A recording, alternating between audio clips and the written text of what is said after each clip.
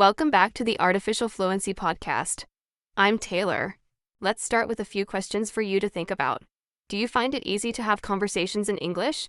What do you usually talk about when meeting new people? How do you keep a conversation going when you're unsure what to say next? In this episode, we're diving into conversational English, an essential skill for building confidence and fluency in everyday situations. Whether you're chatting with a friend, meeting someone new, or having a professional discussion, knowing how to navigate conversations is key. Let's start with some common expressions to help you begin a conversation. When you meet someone, you might say, "Hi, how's it going?" or "Nice to meet you." These simple greetings can set a friendly tone. If you want to learn more about the person, try asking, "Where are you from?" or "What do you do for work or study?" These questions are great for starting small talk and showing interest in the other person. Once a conversation starts, keeping it flowing is important. One way to do this is by asking follow-up questions. For example, if someone says, "I'm from Italy," you could reply, "Oh, that's interesting. What's your favorite thing about living there?" Or if they mention their job, you can ask, "What do you enjoy most about your work?" And this shows that you're paying attention and encourages them to share more. Have you ever been in a conversation where you didn't know what to say next? Don't worry, it happens to everyone. One helpful tip is to share your own experiences or opinions. For instance, if someone mentions they like traveling, you could say, "I love traveling too. My favorite trip was to the mountains last year." Have you ever been to the mountains? Sharing your own story makes the conversation more engaging and personal. Another important part of conversational English is reacting naturally. When someone tells you something exciting, you can say, "Wow, that's amazing," or "That sounds great." If they share a problem, you could say, "I'm sorry to hear that," or "That must be tough." These reactions show empathy and help build a connection. What about ending a conversation politely? This can be just as important as starting one. You might say, "It was great talking to you," or "I really enjoyed our chat. Let's talk again soon." These phrases leave a positive impression and show that you value the interaction. Learning conversational English is not just about using the right words. It's also about understanding tone and body language. For example, smiling and making eye contact can make you seem approachable and friendly. Your tone of voice can also change the meaning of your words. Saying "that's nice" with enthusiasm sounds positive, but saying it in a flat tone might seem uninterested. Have you ever tried practicing conversations with a friend or a language partner? Role-playing common situations like ordering food at a restaurant or asking for directions can help you gain confidence. The more you practice, the more natural your conversations will feel. And remember, it's okay to make mistakes. No one expects you to be perfect, especially if English is not your first language. The most important thing is to keep trying and to focus on communicating your ideas. Over time, you'll find that conversations become easier and more enjoyable. Now let's talk about building your vocabulary for conversational English. Learning phrases like, "That's a good question," "I see what you mean," and "Could you explain that a bit more?" can make your conversation smoother and more interactive. These phrases show that you're engaged and interested in what the other person is saying. How do you feel about conversations that switch topics? For example, you might start talking about hobbies and then move on to travel or food. Being able to transition smoothly is another great skill. You could say, "Speaking of travel, have you ever been to a tropical island?" Or "That reminds me of something interesting I read recently." These transitions keep the conversation dynamic and engaging. By practicing these skills, you'll become more confident in your ability to hold conversations in English. Remember, it's not just about the words. It's about listening, responding, and connecting with the person you're speaking to. Let's dive even deeper into how we can improve conversational English. A major part of having smooth conversations is staying relaxed. Sometimes when we speak in a second language, it's easy to get nervous or worry about making mistakes. But remember, every conversation is a chance to learn and improve. So when you're practicing, try to stay calm and focus on expressing your ideas clearly, even if you need to pause to think for a moment. A good way to stay relaxed is by listening carefully to what the other person says. Active listening is an essential skill in conversation. This means not just hearing the words, but really understanding the meaning behind them. For example, if someone says, "I've been really busy with work lately," instead of just nodding, you might respond with something like, "That sounds tough. How do you manage to find time for yourself?" This shows you're paying attention and makes the other person feel heard. When it comes to continuing the conversation, It's also helpful to give a bit of feedback on what the person has said. This doesn't mean repeating everything, but adding something related to what they shared. For instance, if someone mentions that they recently went hiking, you could say, "Hiking sounds fun. I went last summer and it was amazing to be surrounded by nature. Where did you go hiking?" This keeps the conversation moving and allows you to share your own experiences, making it more interactive. Another thing to keep in mind is the importance of asking open-ended questions. These types of questions invite more than just a yes or no answer and encourage the person to share more. Instead of asking, "Do you like sports?" try asking, "What kind of sports do you enjoy and why?" This way, you get to know more about the person's interests and you can keep the conversation going longer. Open-ended questions help make the conversation richer and more enjoyable. Sometimes in conversations, you'll need to give opinions, and that's another area where you can practice your English. Giving your opinion is a great way to keep the conversation going, but it's important to do it politely. You might say, "I think that's a great idea, but I personally prefer something a little different." Or, "In my opinion, it's better to." These phrases allow you to share your views without sounding too direct or confrontational. They help create a more balanced and friendly atmosphere in the conversation. Another aspect of conversational English is understanding the flow of the conversation. Conversations can go in different directions, and that's perfectly fine. One moment you might be talking about movies, and the next you're talking about food or family. The ability to transition smoothly between topics is important. You might say, "That reminds me of something else I wanted to ask you about." Or, "Speaking of that, I've been wondering." These transitions help keep the conversation lively and prevent awkward silences. At times, you might not understand everything that's being said, and that's okay. Don't be afraid to ask for clarification. You can politely say, "Sorry, could you repeat that?" Or, "I didn't catch that part. Could you explain it again?"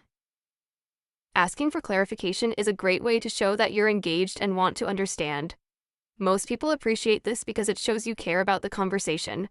It's also important to keep your sentences clear and not too complicated. This is especially helpful for beginners. Instead of using long, complex sentences, try to express your thoughts in a simple way. For example, instead of saying, "I would really appreciate it if you could share more detailed information about your recent vacation to Italy, as I'm very interested in that region and would love to visit it myself," you can say, "I'd love to hear about your trip to Italy. What was your favorite part?"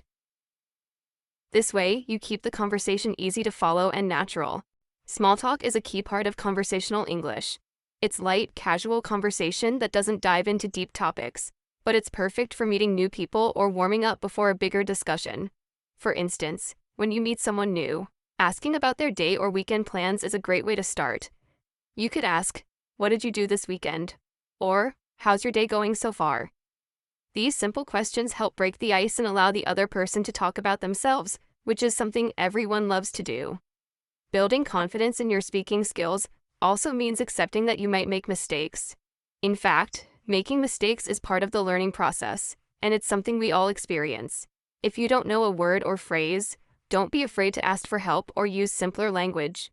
For example, if you forget a word, you might say, "I don't know the word for that, but it's like," describe it. Most people will appreciate your effort and be patient with you. One tip is to practice conversations every day. You can practice with a friend, a language partner, or even by yourself. Try talking to your mirror, or use language exchange apps where you can speak with native speakers. The more you practice, the more confident and fluent you'll become. And remember, conversations don't have to be perfect. The more relaxed and natural you are, the easier it will be to keep the conversation going. When you're just starting, focus on the basics, greetings, introductions, and simple questions. As you get more comfortable, you can expand your vocabulary and talk about more complex topics like your hobbies, future plans, and opinions.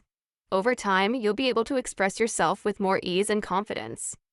Now let's think about how to be a good listener as well as a good speaker. In a conversation, it's just as important to listen carefully as it is to speak clearly. When the other person is talking, make sure you're paying attention and not thinking about what you're going to say next. Nodding, maintaining eye contact, and giving small verbal cues like "I see" or "That's interesting" show that you're actively listening.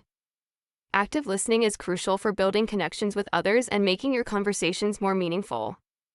Let's dive even deeper into improving conversational English skills. At its core, having a good conversation is about connection. It's about exchanging ideas, sharing experiences, and learning from each other. To achieve this, we need to develop both confidence and competence in using the language. Let's explore some strategies to elevate your conversational abilities, whether you're just starting out or looking to refine your skills further. A crucial element in building conversational English is expanding your vocabulary. The broader your vocabulary, the easier it will be to express your thoughts. But here's the thing: focus on learning words and phrases that are practical and relevant to your daily life. For example, if you often talk about hobbies, learn vocabulary related to your favorite activities. Instead of memorizing long lists of random words, try to learn phrases that you can immediately use in conversations. For instance, instead of just knowing the word travel, learn phrases like "I'd love to travel to," or "What's the best place you've traveled to?" This way, your learning is purposeful and directly applicable. Another effective method is to learn common idioms and expressions. These are phrases native speakers use all the time, and understanding them can make your conversation sound more natural. For example, instead of saying, "I'm very tired," you can say, "I'm worn out." Or instead of saying, "I agree with you," you might say, "We're on the same page." These small changes can make your speech sound more fluent and engaging. Pronunciation is another key area to focus on. When we communicate, it's not just about what we say, but how we say it. Practicing clear pronunciation will make your conversation smoother and more effective. To improve, listen closely to how native speakers pronounce words. Notice their rhythm, intonation, and how they stress certain syllables. Then, try to mimic them. You can use online tools or apps to listen to native speakers and repeat after them. Even watching movies or TV shows in English and pausing to repeat lines can be a fun and effective way to practice. Now, let's talk about maintaining a conversation. One way to keep the dialogue flowing is by using follow-up questions. Let's say someone tells you, "I just got back from a trip to Spain." Instead of responding with a simple, "That's nice," you could ask, "Wow, Spain? What was your favorite part of the trip?" Or, "What cities did you visit?"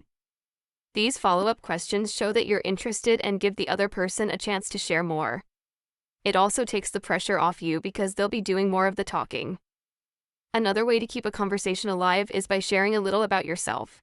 For example, if someone mentions that they enjoy playing soccer, you might respond with, "I've always wanted to try soccer. I usually play basketball, but soccer looks so exciting. How often do you play?" By sharing something about yourself, you make the conversation more interactive and create a sense of mutual exchange. Now, let's address a common challenge: what to do when you're unsure about what to say. This can happen to anyone, especially when speaking a second language. The key is to stay calm and use simple strategies to buy yourself time.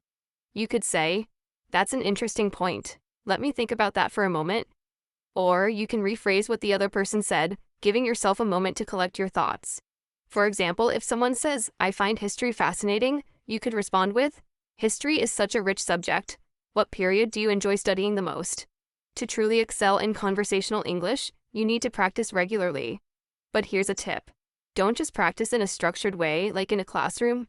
Try to engage in real-life conversations whenever possible. Whether it's chatting with a colleague, joining a group discussion, or even talking to yourself while cooking dinner, every bit of practice helps. If you don't have someone to practice with, consider joining online language exchange groups. These communities are full of people who are also looking to improve their language skills, and they offer a supportive environment for practice. Let's also talk about body language. Did you know that communication isn't just about words? Nonverbal cues like gestures, facial expressions, and posture play a huge role in how your message is received. For example, maintaining good eye contact shows that you're engaged in the conversation. Smiling can make you appear more friendly and approachable. Even the way you nod your head can indicate that you're listening and agreeing with what's being said. When it comes to tone, think about how your voice conveys your emotions. A monotone voice can make you sound uninterested, while a varied tone shows enthusiasm. Practice speaking with energy and emotion, especially when you're talking about topics you're passionate about. This makes your conversation more lively and enjoyable for both you and the person you're speaking with. Mistakes are inevitable when learning a new language, and that's okay. Instead of feeling embarrassed, view them as opportunities to learn. For instance, If someone corrects your grammar, don't be discouraged. Thank them for helping you improve. Remember, the goal is progress, not perfection. Every mistake you make brings you one step closer to fluency. Lastly, let's consider the cultural aspect of conversational English. Language isn't just about words, it's also about understanding the culture behind them.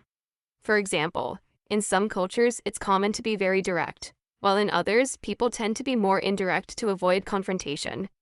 Learning about these cultural nuances can help you navigate conversations more effectively. For instance, understanding that Americans often say, "How's it going?" as a casual greeting even when they don't expect a detailed response can save you from confusion. In summary, improving your conversational English is a journey that involves vocabulary building, practicing pronunciation, mastering small talk, and understanding cultural nuances. With consistent effort and a positive attitude, you'll find yourself becoming more confident and fluent in no time. Let's take a deeper dive into some more advanced techniques for mastering conversational English. We've covered the basics, but to reach fluency, you'll need to step up your game. One effective way to do this is by practicing active listening.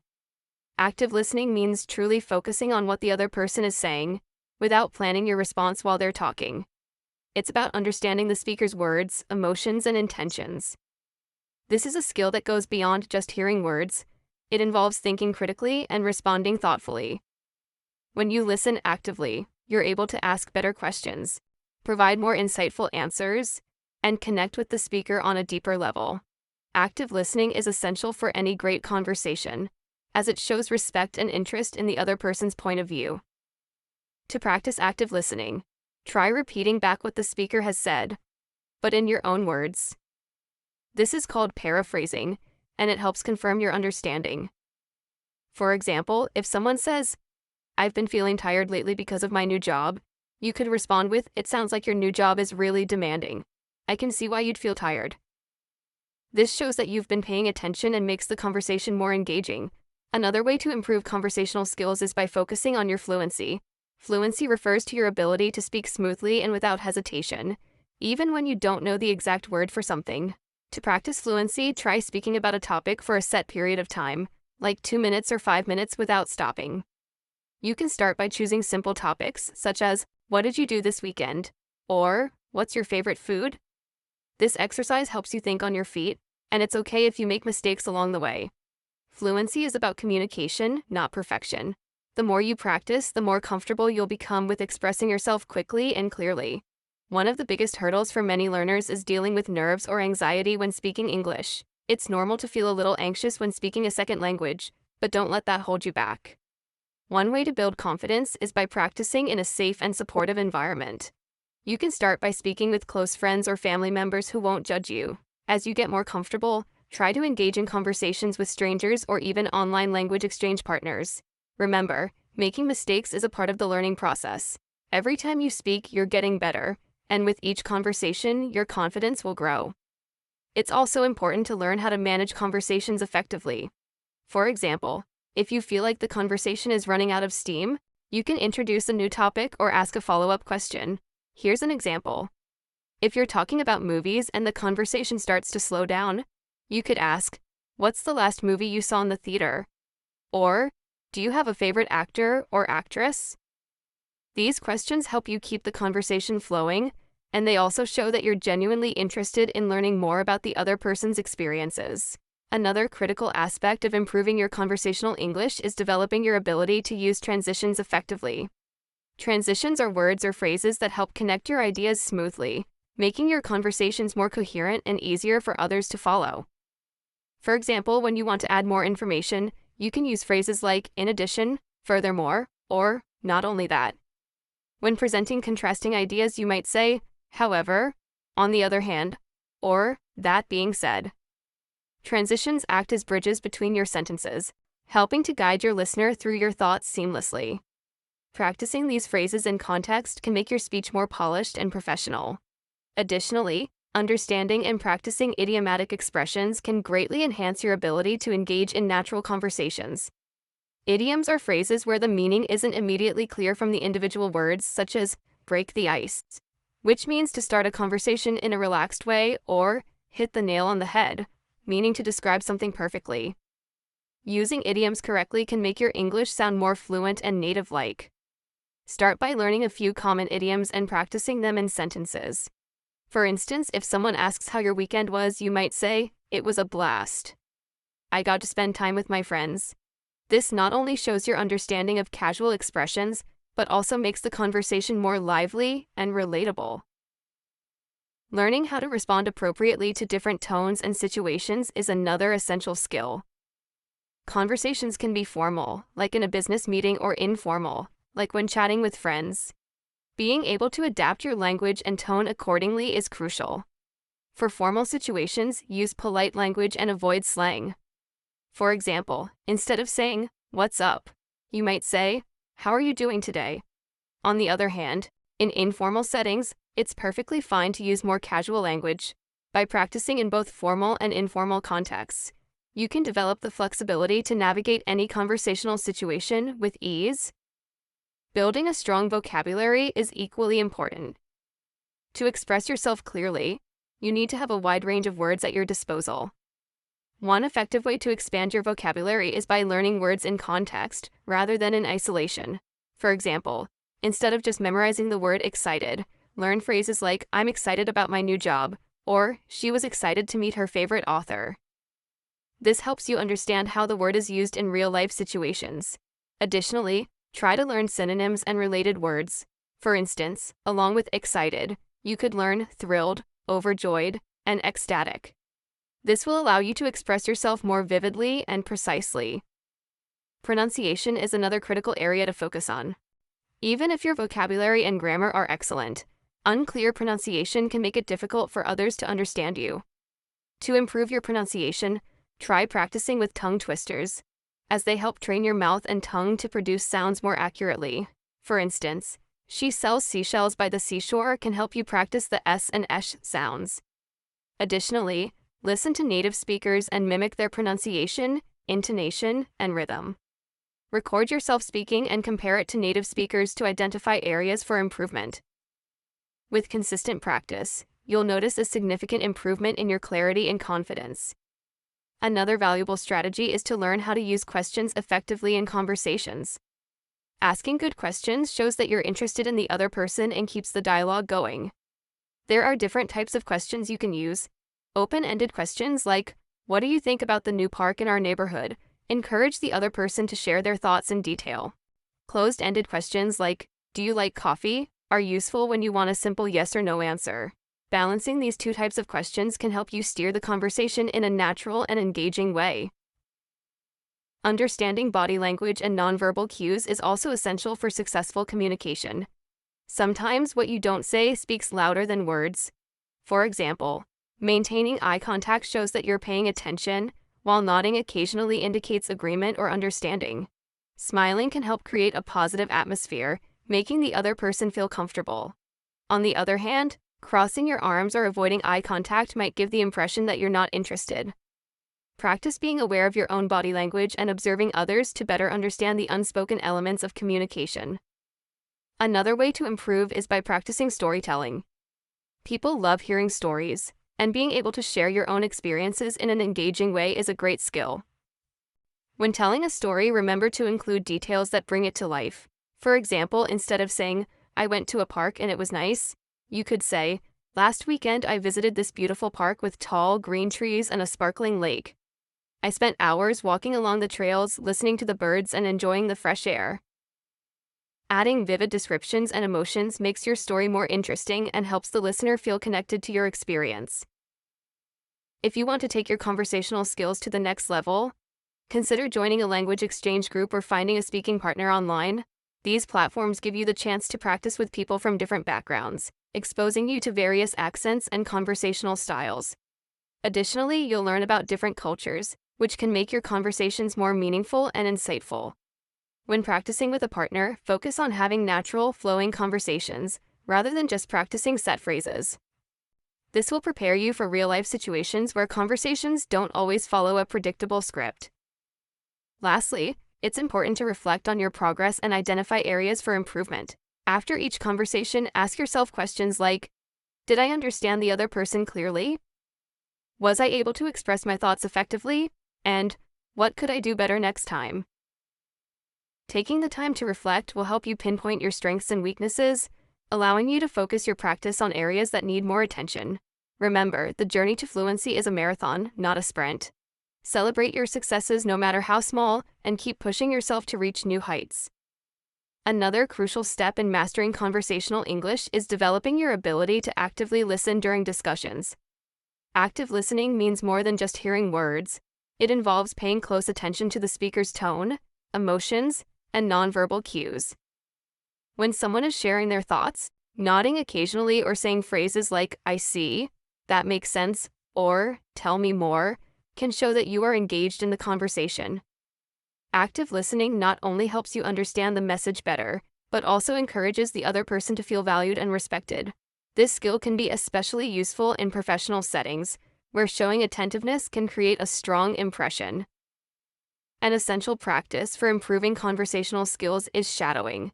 Shadowing involves listening to a native speaker and trying to repeat what they say as closely as possible in terms of pronunciation, intonation, and rhythm. For example, you can choose a short audio clip, play a sentence, pause it, and then repeat it exactly as you heard it. Doing this regularly helps you internalize natural speech patterns and improve your ability to sound fluent. Pair this with recording your voice and comparing it to the original, as it allows you to identify areas where you can make adjustments to match native pronunciation more closely. Another effective method is learning how to paraphrase. Paraphrasing involves restating someone's ideas in your own words, which shows understanding and keeps the conversation flowing. For instance, if someone says, "I had a rough day at work because my boss gave me extra tasks at the last minute," you could respond by saying, "It sounds like your boss really put you under pressure today with those last-minute tasks." Paraphrasing not only demonstrates that you are paying attention, but also allows you to confirm that you understood the speaker correctly, which is an important aspect of effective communication. Building your cultural awareness can also enhance your conversational skills. Conversations are not just about language, but also about understanding the context and cultural norms. For example, in some cultures, it's common to make small talk before getting to the main topic, while in others, people prefer to dive straight into business discussions. Being aware of these differences can help you adjust your approach and avoid potential misunderstandings. Reading about different cultures, watching international films, or joining multicultural groups can provide valuable insights and improve your ability to connect with people from diverse backgrounds. Focusing on improving your fluency through repetition is another valuable strategy. The more you practice, the more confident and natural your speech will become. For example, if you struggle to talk about your daily routine, write down a few key points and practice speaking about them multiple times. Each time, try to add more details or use different expressions to describe the same ideas. Over time, this will help you become more comfortable with the topic and prepare you to discuss it effortlessly in real conversations. Another way to enhance your conversational abilities is by learning how to manage pauses effectively. Pauses are a natural part of speech, and knowing how to use them can make your conversations more impactful.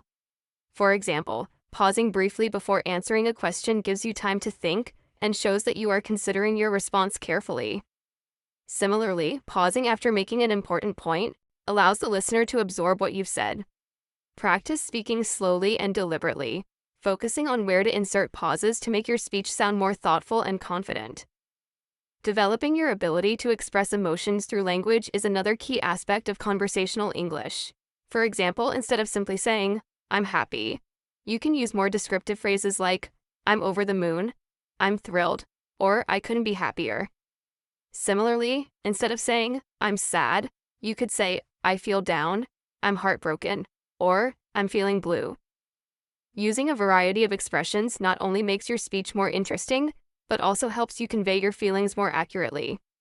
Practicing these expressions in different scenarios can help you become more comfortable using them in real conversations. Understanding and using idioms is a great way to enhance your conversational English. Idioms are expressions that have a meaning different from the literal interpretation of the words. For example, the phrase "break the ice" doesn't mean physically breaking ice. Instead, it means starting a conversation in a way that makes everyone feel more comfortable. Imagine this scenario. You're at a party where you don't know anyone. Instead of standing in the corner, you could approach someone and say, "It's such a lovely gathering. How do you know the host?" That's an example of breaking the ice by initiating a friendly and engaging conversation. Using idioms like this can help make your conversations more natural and relatable. Another popular idiom is a piece of cake, which means something is very easy to do. Imagine helping a friend who is nervous about preparing a dish for a potluck dinner.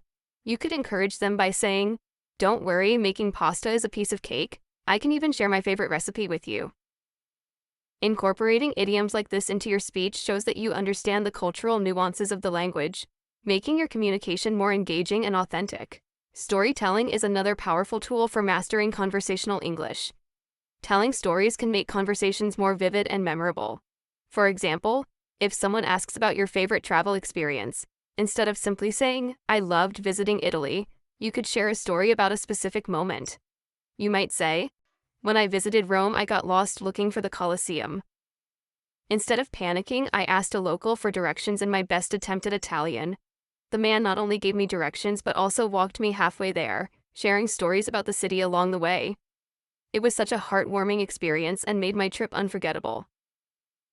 Stories like this not only captivate your listener, but also provide an opportunity to practice speaking in full sentences, while adding depth to your conversations. Another example of storytelling can come from everyday life. Let's say you're talking about learning something new. Instead of saying, "I learned how to bake," you could turn it into a story. "Last weekend, I decided to bake a cake for the first time. I followed the recipe carefully, but when it was time to mix the ingredients, I accidentally used salt instead of sugar. I didn't realize it until I tasted the batter. It was a funny mistake, and I laughed so hard. But in the end, I started over. The cake turned out delicious." Sharing relatable, humorous, or even challenging experiences makes conversations richer and more engaging. Active listening is another essential skill for great conversations. When someone is speaking, showing that you are listening can build rapport and encourage them to open up. One way to do this is by using phrases like, "That's so interesting," or "I never thought about it that way before." For instance, if someone tells you about a new hobby they've taken up, like gardening, you could respond, "Wow, gardening sounds so rewarding. What kind of plants do you grow?" This not only shows your interest, but also keeps the conversation flowing. Short phrases are also powerful for keeping conversations alive. Expressions like "I see," "Tell me more," or "That's amazing" are easy to remember and can be used in almost any situation. For example, if a friend is explaining their new job, you might say, "That's amazing. What do you enjoy most about it?" This kind of response shows enthusiasm and prompts them to continue sharing. Lastly, practice is key. To improve your conversational English, practice speaking with friends, watching English TV shows, or even joining language exchange programs. One learner I knew practiced English by joining a local hiking group. During their hikes, they talked about the trails, shared stories about their favorite outdoor activities, and learned many new phrases, like "hit the trail" and "breathtaking view." This combination of conversation and real-life experience helped them gain confidence and vocabulary. Another important aspect of learning conversational English is understanding cultural contexts and adapting your language to suit them. Let's consider the example of greetings. In some cultures, a formal "good morning" or "good afternoon" is the standard, while in others, a casual "hey, how's it going" might be more common. If you're traveling to the United States, for example, you might notice people often greet each other with "what's up" or "how are you doing today?" Understanding that these greetings are not literal questions, but friendly ways to say hello can help you respond naturally. A good reply might be, "Not much, how about you?" Or, "I'm good, thanks for asking." To illustrate this, let's think about a scenario where you meet someone at a coffee shop. Suppose you're waiting in line, and the person next to you strikes up a conversation by saying, "This line is taking forever, isn't it?" This is a common way people in English-speaking countries start conversations. A simple and effective response could be, "Yes, it is, but I think the coffee will be worth it." You could then add, "Do you come here often?" This kind of exchange not only helps you practice conversational skills, but also opens the door to a longer, engaging discussion. Another way to enhance your conversational skills is by using phrases that express agreement, disagreement, or curiosity. Let's look at a short story. Imagine you're discussing movies with a friend. Your friend says, "I really loved the new superhero movie." Instead of simply replying, "Me too," you could say, "I agree, it was amazing. I especially liked the way they developed the main character. What about you? What was your favorite part?" This kind of response shows that you're actively participating in the conversation and encourages the other person to share more. Similarly, if you don't agree, you can politely share your opinion. For instance, you might respond, "I actually felt the movie was a bit too long, but the special effects were incredible. What did you think about the action scenes?" This approach keeps the conversation positive and encourages mutual exchange of ideas. Now, let's explore a short story about using curiosity in conversations. Suppose you're at a book club meeting and someone mentions that they're reading a historical novel. You could respond with, "That sounds fascinating.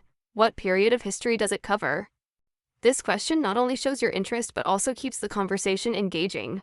As the person shares more about the book, you could add, "I've always been curious about that era. Do you have a favorite historical figure from the book?" This way, you're not only practicing English but also deepening the connection with the person you're speaking to. Learning to use phrases for clarification is another skill that can boost your confidence in conversations. Imagine you're at a restaurant and the waiter explains the specials using some words you don't understand. Instead of staying silent, you could say, "Could you explain what that dish is made of?" Or, "I'm not familiar with that term. Could you tell me more?" This not only helps you understand better but also demonstrates your willingness to engage and learn. Here's another scenario. Suppose you're having a conversation with someone who speaks very quickly.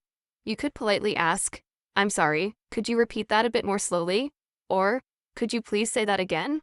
I want to make sure I understand." These phrases show that you value the conversation and are committed to understanding it fully. To tie all these techniques together, let's think about attending a networking event. Picture yourself walking into a room filled with people. You decide to approach a group of individuals who are discussing travel. One person says, "I recently visited Japan and it was incredible." Instead of saying, "That's cool," you could respond, "Wow, Japan must have been amazing. What were some of your favorite places to visit?" As they answer, you can use active listening phrases like, "That's interesting," or, "I'd love to hear more about that." If they mention something unfamiliar, you could ask, "What's that like?" Or, "Could you tell me more about it?" This strategy keeps the conversation flowing and helps you learn new words and cultural insights. Absolutely, let's explore more scenarios and conversational tools to enrich your English speaking experience. Conversations are all about connecting with others, and one of the best ways to connect is through shared experiences and storytelling. People love stories, especially when they're personal and relatable.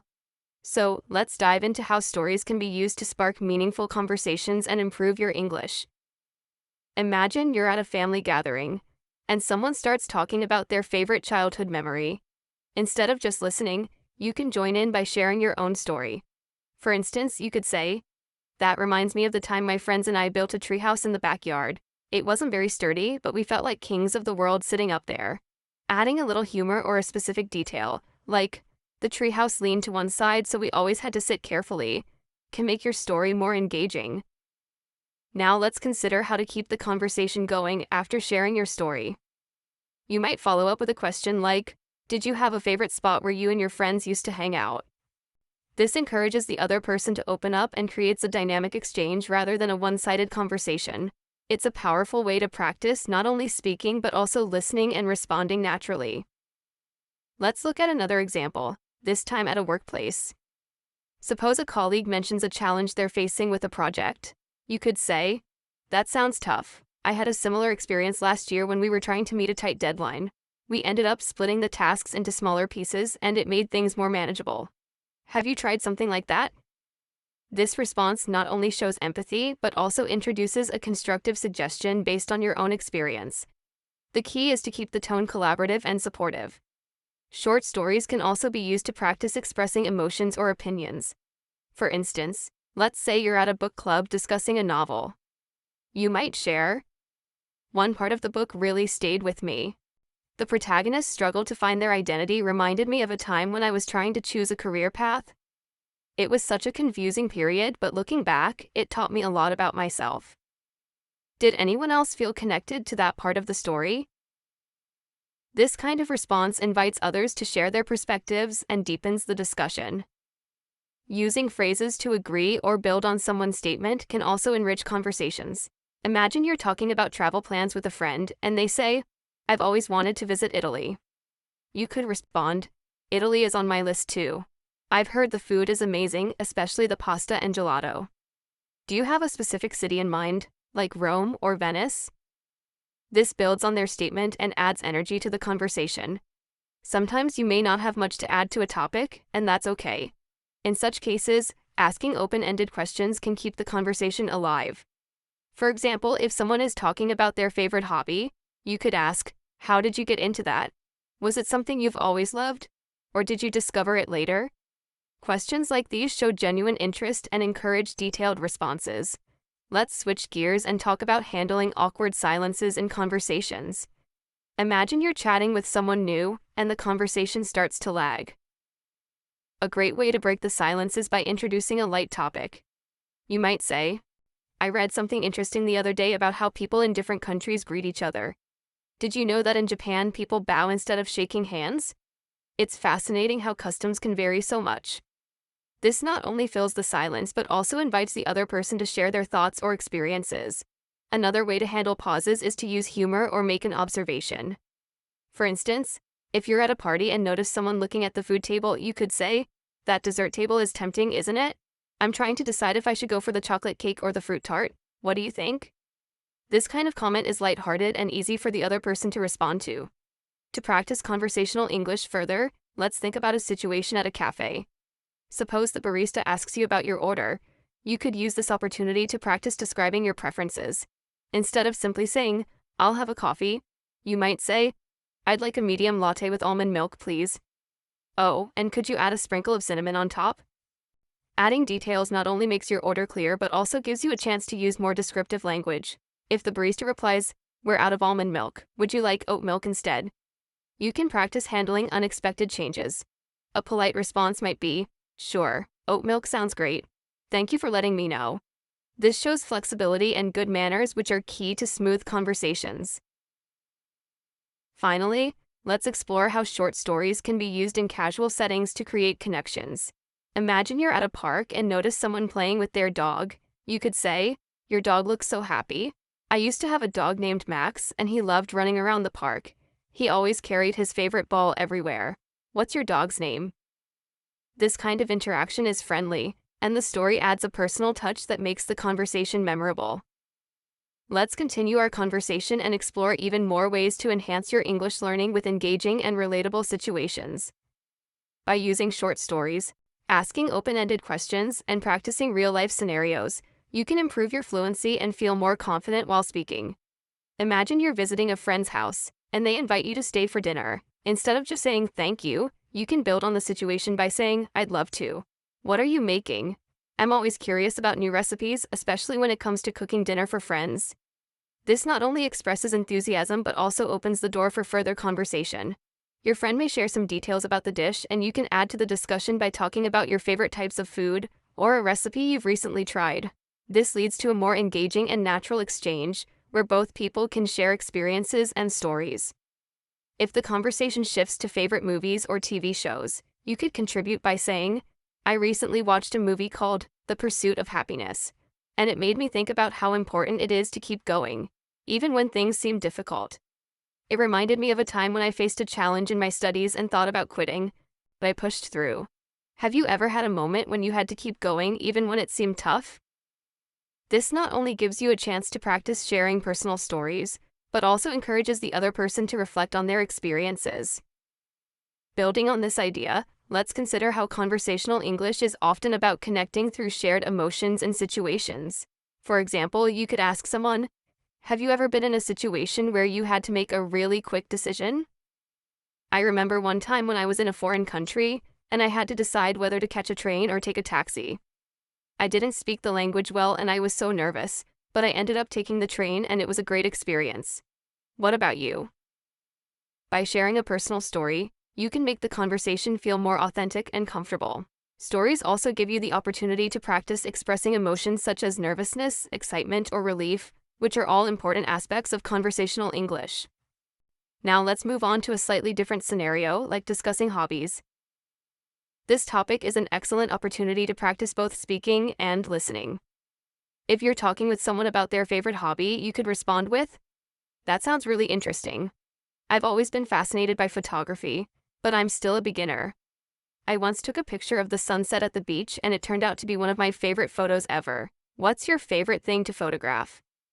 By adding details and sharing a story related to the topic, you not only keep the conversation going, but also show a deeper interest in the other person's passions. Another great way to practice your conversational skills is through everyday situations like going shopping. When you're at a store, instead of just saying, "I'll take that," you can practice forming more complete sentences like, "I'd like to buy this jacket, please. Do you have it in a different color?" This simple addition of a polite request helps you to sound more natural and fluent. If the shop assistant replies, "Yes, we have it in blue and gray," you can respond with something like, "I think I'll go with the gray one. It's perfect for the weather today." By adding these extra layers of detail to your sentences, you give yourself more chances to practice new vocabulary and phrases. If you're talking to a neighbor about the weather, you could try a more detailed conversation. "It's been so hot lately. Yesterday I was walking in the park and I almost couldn't bear the heat. It got to about 35 degrees C and I had to find some shade. What do you usually do when the weather is this hot?" You've now expanded the conversation from just mentioning the weather to discussing what you did in response to it. This approach helps you practice not only vocabulary related to the weather, but also other expressions such as "bear the heat" or "find some shade." You're now engaging in a richer, more descriptive conversation. Another way to practice conversational English is to use small talk during casual interactions. Let's say you run into an old friend at a coffee shop. Instead of just saying, "Hi, how are you?" you can ask a more specific question, such as, "How have you been? Last time we talked, you mentioned you were planning a trip to New York. How was it?" This follow-up question shows that you remember what they said and makes the conversation more engaging. When they reply with their experiences, you can add your thoughts too. "That sounds amazing. I've always wanted to go to New York. What did you think of the food there? I've heard the pizza is the best." This kind of exchange keeps the conversation flowing smoothly. Additionally, practicing expressing opinions is crucial for conversational English. Let's say you're discussing a book with someone. Instead of just agreeing with what they said, you could offer your own perspective. "I totally agree with you about the main character. She's so relatable. But I also think she could have made better choices when it came to her career. Have you ever had to make a decision like that?" This shows that you're engaging critically with the conversation and encourages the other person to share their viewpoint as well. A good practice is also making observations about the environment or situation you're in. For instance, if you're attending a gathering and see that everyone is talking about a specific topic, you could contribute by saying, "It's funny how we all ended up talking about our childhoods today. It makes me realize how much of our past shapes who we are today. Did you have a moment in your childhood that really changed you?" This kind of observation can help deepen the conversation and give you the opportunity to practice expressing deeper thoughts in English. Lastly, in any conversation, it's important to show empathy and understanding. If someone is telling you about a challenge they've faced, you can say, "That sounds really tough. I can't imagine how stressful that must have been. When I went through something similar, I found that talking about it really helped. Have you found talking to others helpful?" This response not only shows empathy but also offers your own experience, making the conversation more personal and meaningful. Through these various situations, you can practice many aspects of conversational English, from expressing emotions and opinions to asking engaging questions and sharing stories. The more you practice these kinds of exchanges, the more natural and confident you'll feel speaking in English. Let's delve deeper into mastering conversational English by practicing through relatable scenarios, meaningful stories, and practical phrases. The key to improving fluency lies in being able to connect naturally with others, so let's explore how to engage in richer conversations while learning useful expressions. Imagine you're at a cafe meeting someone new for the first time. Instead of simply saying, "Hello, nice to meet you," you can make the introduction more engaging by adding a bit of context. For example, you could say, "Hi, it's great to finally meet you. I've heard so much about you from Sarah. She mentioned that you're an avid traveler. I'd love to hear about your favorite trips." This approach not only makes your greeting warmer, but also opens the door for a conversation about travel. When they share their stories, you can practice active listening by responding with comments and questions like, "That's fascinating. I've always wanted to visit Thailand. Did you get a chance to explore the floating markets there?" This exchange allows you to practice showing genuine interest and using specific phrases that make your English sound more fluent and natural. Let's take another example of discussing hobbies. If someone tells you they enjoy painting, you could build on the conversation by sharing a related story.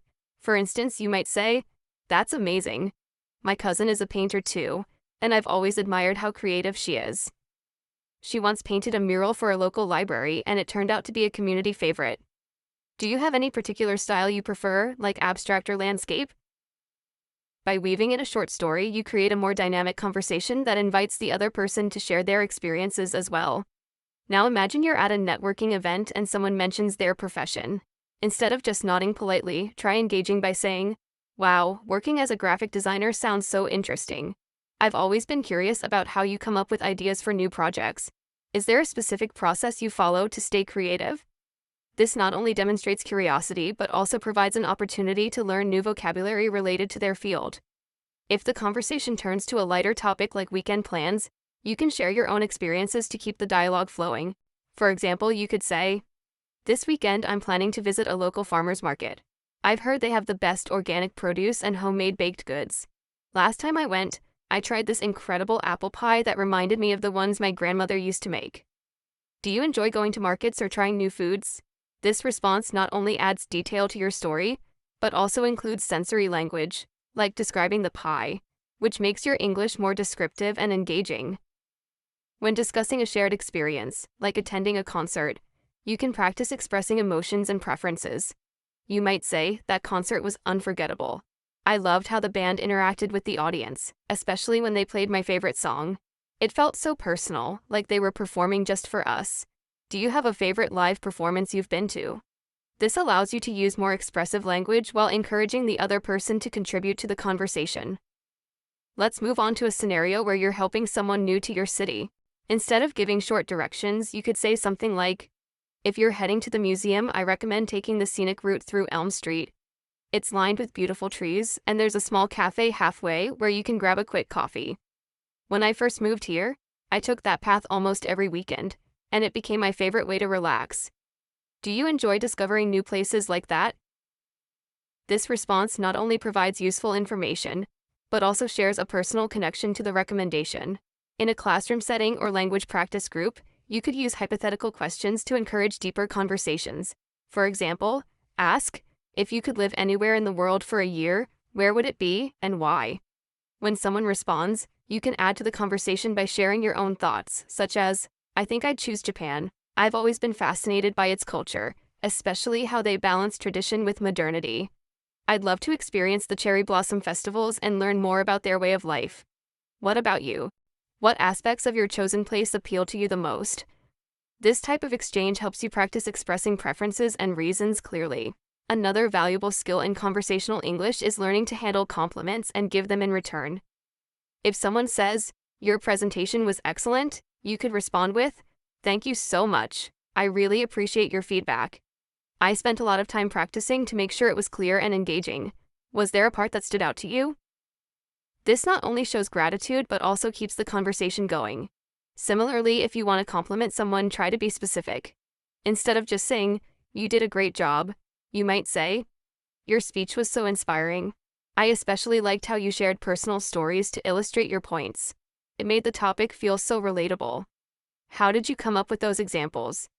By being specific, you encourage the other person to share more about their experience, which helps you practice active listening and follow-up questions. If you're discussing a common topic like food, you can make the conversation more engaging by adding cultural insights. For instance, "I've noticed that every culture has its own unique comfort food. In my country, it's a dish called biryani, which is a spiced rice dish with meat and vegetables. It's something we often have during celebrations. What's a comfort food from your culture and when do you usually eat it?"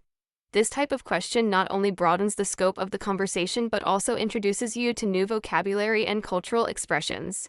When talking about past experiences, try to include vivid details to make your stories more interesting. For example, "Last summer I went hiking in the mountains, and it was one of the most challenging yet rewarding experiences of my life. There was this moment when I reached the summit, and the view of the sunrise over the valley was breathtaking. I felt a sense of accomplishment that I'll never forget." Have you ever done something that pushed you out of your comfort zone? This approach allows you to practice using descriptive language and expressing emotions. Practicing conversational English is not just about speaking, but also about learning how to listen actively and respond thoughtfully. By using engaging questions, sharing relatable stories, and expressing your thoughts clearly, you can create meaningful connections while improving your fluency. Let's continue exploring these techniques to help you feel more confident in any conversational situation. Improving conversational English is a journey that thrives on stories, real-life applications, and relatable phrases. Let's dive deeper into the art of everyday conversations and how we can use storytelling and detailed expressions to practice effectively. At the airport, imagine you're at the airport, and someone approaches you asking for assistance. They say, "Excuse me, could you help me find gate 22? I think I'm a bit lost." Instead of giving a short reply like, "It's over there," you could say, "Of course. Gate 22 is in Terminal B. You can follow the signs overhead, but it's a bit tricky because you need to pass through the food court first. When I first came here, I got lost too because the signs weren't very clear. By the way, where are you flying to? Maybe I can guide you further." This response not only provides useful information, but also opens up the opportunity for a longer interaction. The person might reply, "I'm flying to Paris, it's my first trip there." You can practice your conversational skills by responding with enthusiasm. "That's wonderful. Paris is such a beautiful city. I visited last year and the Eiffel Tower at night is magical. Are you going for work, vacation, or something else?" This kind of follow-up question helps keep the conversation flowing and shows genuine interest. Talking about hobbies. Let's consider another scenario. You're at a gathering, and someone mentions their hobby of gardening. Instead of simply saying, "That's cool," you could expand the conversation by sharing a personal story. You might say, "That's amazing. My grandmother was an avid gardener, and I remember spending summers with her planting roses and vegetables. She always said, 'Gardening is like therapy for the soul.' Do you focus on flowers, or do you grow vegetables too?" This kind of detailed reply not only practices conversational depth but also introduces idiomatic expressions like therapy for the soul. If they reply, "I mainly grow vegetables because I love cooking with fresh ingredients," you can build on that with, "That's such a great idea. Fresh vegetables must taste so much better than store-bought ones. My friend grows tomatoes in her backyard, and she once gave me a basket of them. They were so sweet and juicy. I made the best pasta sauce ever." Do you have a favorite recipe you make with your vegetables? By connecting their hobby to a shared interest, you create a natural dialogue that improves your fluency. Ordering food at a restaurant now. Imagine you're at a restaurant with friends, and you're responsible for placing the order. Instead of saying, "I'll have a burger," try expanding your request. "I'd like the cheeseburger with extra pickles, please. Could you also make the fries extra crispy? Last time I was here, I had the chicken sandwich and it was fantastic. But I've been craving a good burger all week." By adding more detail, you're practicing how to make requests more natural and engaging. If the server responds, "Sure, we can do that. Would you like any sauce on the side?" Take this opportunity to ask questions. "Yes? Could I have some barbecue sauce, please? Also, do you recommend the vanilla milkshake or the chocolate one? I've heard your milkshakes are incredible." This helps you practice both asking and answering questions in a casual setting. Shopping at a market. Picture yourself at a farmer's market. A vendor says, "Good morning, we have fresh strawberries today. Would you like to try some?" Instead of replying with a simple, "Yes," you can say, "Good morning, I'd love to try some. Strawberries are my favorite fruit, especially when they're fresh. My mom used to make the best strawberry jam when I was a kid, and these remind me of those times. Do you grow these locally?" This response uses descriptive language and connects the moment to a personal memory. If the vendor replies, "Yes, these come from our farm just 20 miles away," you could continue with, "That's wonderful. I really appreciate locally grown produce. Do you have any tips for keeping them fresh longer? I usually buy a lot, but they don't last more than a couple of days." This practice introduces conversational strategies, like asking for advice and sharing personal experiences. Talking about the weather. Discussing the weather is one of the most common topics in English conversation, and you can make it more interesting by adding observations or stories. If someone says, "It's so hot today," instead of just agreeing, you could respond, "Yes, it feels like summer has arrived early this year. Yesterday I went for a walk in the park, and the heat was intense. But then, out of nowhere, a cool breeze started, and it felt so refreshing. Do you enjoy hot weather or do you prefer cooler seasons?" This type of response helps keep the conversation engaging. If the other person replies, I actually prefer cooler weather. Winter is my favorite season, you can continue with the story. I love winter too, especially because of the holidays. Last year, my family and I went skiing in the mountains, and it was such a magical experience. We built a snowman and even had a snowball fight. Do you have any favorite winter activities? Sharing such detailed anecdotes makes the interaction more dynamic. Asking for directions. Another scenario is asking for directions. Instead of a brief interaction, try extending it. For example, you ask, "Excuse me, could you tell me how to get to the train station?" And the person responds, "Sure, go straight for 2 blocks, then turn left." You could add, "Thank you so much. I'm visiting this city for the first time and I find it a bit tricky to navigate. Do you have any recommendations for places to visit near the station?" This opens the door to a richer conversation while learning about the city. They might reply, "There's a fantastic bakery near the station that has the best croissants. You should definitely check it out." You can then practice gratitude and enthusiasm. That sounds amazing. I love trying local bakeries. Croissants are my favorite breakfast treat. Do they have any unique flavors, or should I stick with the classic? This not only practices conversational phrases, but also builds your vocabulary around food and travel. By focusing on relatable scenarios, sharing personal stories, and asking thoughtful questions, you can significantly enhance your ability to engage in meaningful conversations. This practice not only helps with fluency, but also boosts confidence in speaking English naturally and effectively. Let's keep exploring more ways to master conversational English.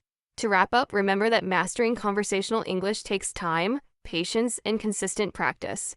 By engaging in real-life scenarios, sharing personal stories, and asking thoughtful questions, you can make every interaction an opportunity to learn and grow. Whether you're at a market, in a restaurant, or chatting with someone about the weather, don't shy away from adding details, asking follow-up questions, and using descriptive language. The key is to enjoy the process and embrace every conversation as a step toward fluency. Keep practicing, stay curious, and remember that every word you speak brings you closer to mastering English. Thank you for joining us today, and we look forward to helping you improve in the next episode. Happy learning!